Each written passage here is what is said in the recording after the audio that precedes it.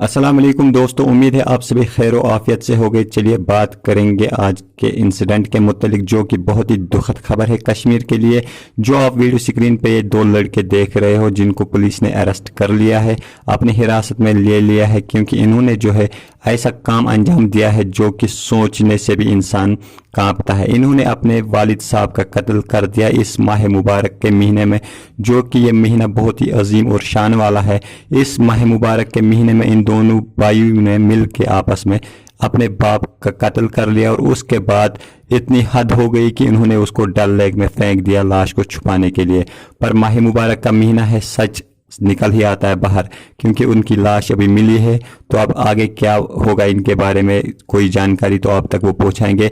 आपसे रिक्वेस्ट करते हैं कि आप इस वीडियो को ज़्यादा से ज़्यादा शेयर करें कि हम कश्मीरी कौम की हालत क्या है, कि हम अपने बाप को भी अब नहीं बख्श रहे। बाकी हमारे साथ बने रहिए। अल्लाह हाफिज़।